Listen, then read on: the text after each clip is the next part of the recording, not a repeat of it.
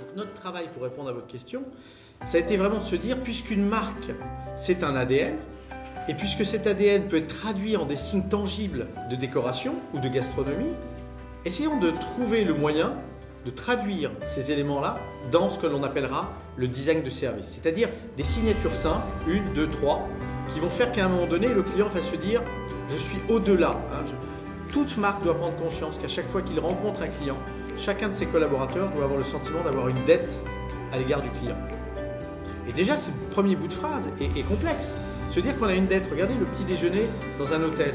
Quelle dette on a quand on est hôtelier? Servir un petit déjeuner? Mais la deuxième question, c'est de se dire qu'est-ce que je peux faire pour créer un don?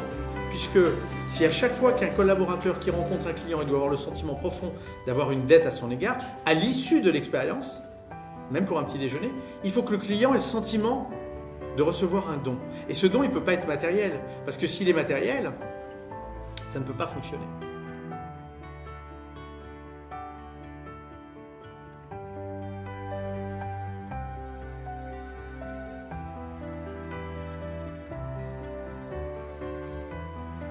Moi, je crois vraiment qu'aujourd'hui, une marque de luxe, c'est deux choses, et c'est vrai dans l'hôtellerie, des racines et des ailes.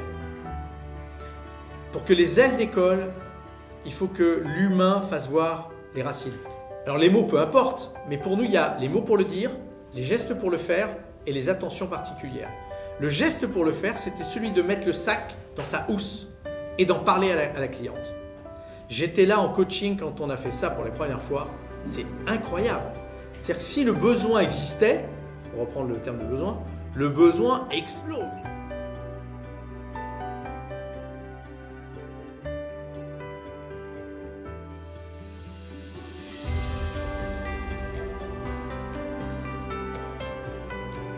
Quand un collaborateur arrive dans un hôtel de luxe, quel a été son parcours?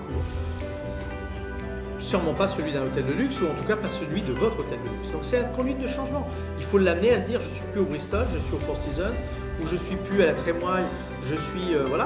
Donc c'est un vrai changement. Et pour cela, je pense deux choses. D'abord, il faut un travail collaboratif. C'est-à-dire que nous, si je suis pas né dans l'hôtellerie, et si sur les 23 personnes de l'équipe parisienne, la moitié ne sont pas de l'hôtellerie, c'est avant tout parce que je pense qu'il ne faut pas de mauvaises habitudes.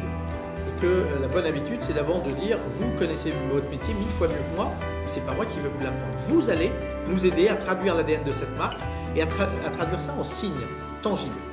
Donc un travail collectif. 2, donner du sens. C'est-à-dire expliquer pourquoi